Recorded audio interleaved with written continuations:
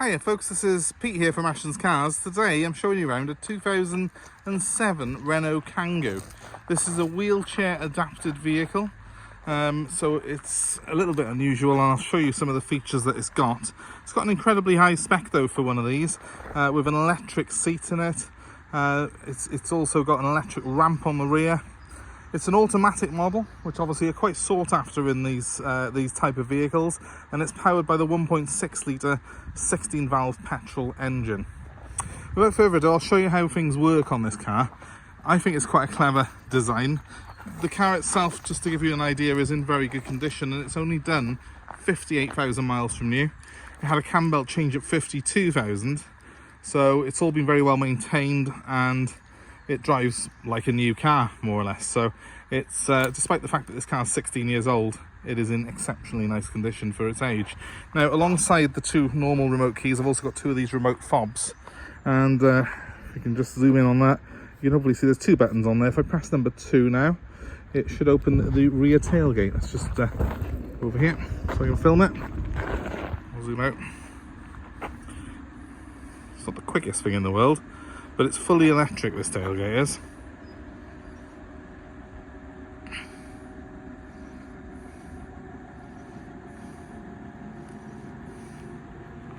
You can see it's all operated by that large hydraulic arm there, which does the job on it. Really strong. So that stays up now. Now the ramp on the car is right here. Put that down manually. And as you can see, I've got plenty of room now to get into the rear of the car. In fact, I'm going to do just that. I'm going to go into the car, up the ramp, into the completely flat floor that's here. And look, there's my driver's seat. So the idea is that your wheelchair user can actually come right the way up here, level with this seat, and then you can sit in it.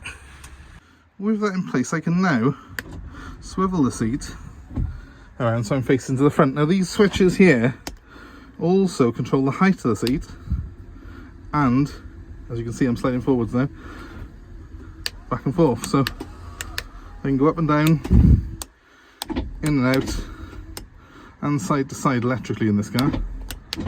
Let's continue forward a bit. It's actually set a bit high for me, so I'm going to come down a bit. And now I'm in my perfect driving position.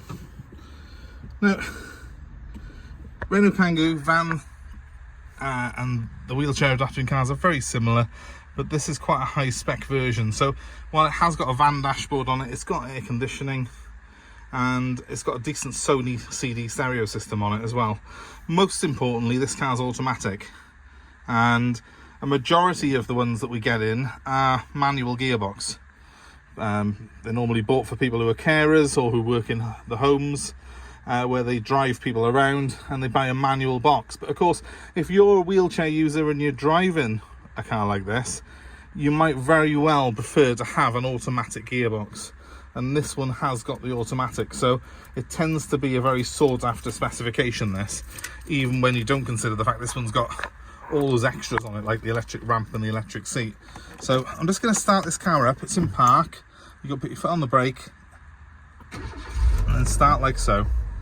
Saying that I've got 11,000 miles till the next service. As you can hopefully see, though, there's no warning lights coming up on here at all. If I click that, it should come up with the mileage on it in just a second. There we go, 58,909 miles it's done in total. So that's very low mileage for a car of this age, as you can imagine. The car is in very good condition. There's very little wear to any of the interior trim or upholstery. I did notice a little bit of wear on that arm. I'm not sure if that's where someone's been getting in and out, perhaps possibly, and having to rest on that arm to do so. The one on this side, ironically, which is the one you would expect to see the wear on, is not worn. We've got electric mirrors on this car. We've also got electric front windows.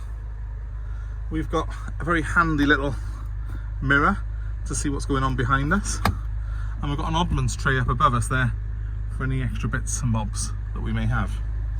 It's deceptively spacious, this car is, to drive. It's got a nice seating position and a very good view of the road. I quite like driving these cars. and it does go very well because of course it's a 1.6 engine in this one. They do a 1.2 version as well, and I think a 1.4, but obviously the 1.6, when you get to the 16 valve 1.6 like this, does have a decent term of performance, and of course it's perfect for that automatic gearbox. Give it a quick rev for you just so you can hear it. It's actually as quiet and as smooth to drive as a car, so it's despite the fact it's very much a purpose-built vehicle, it's actually a pleasure to drive around. Now let me just pop out of it and show you a little bit more to the outside. Obviously I've got the ramp still down from where I just went in it. I can probably pop that back up now.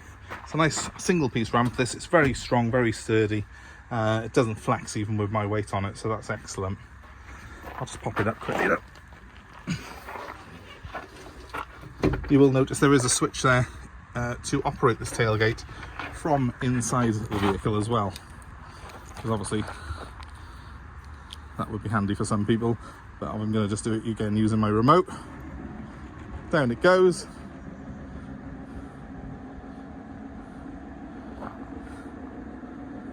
We've got a bit of a wait, haven't we, for this to go down, but while we're doing that, I can tell you that on the back of there you can see hopefully that there are parking sensors. This car has got rear park sensors fitted to it. There we go, that's now locked.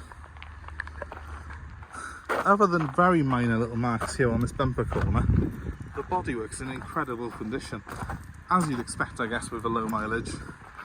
Doesn't look as if it's had a hard life at all, this car.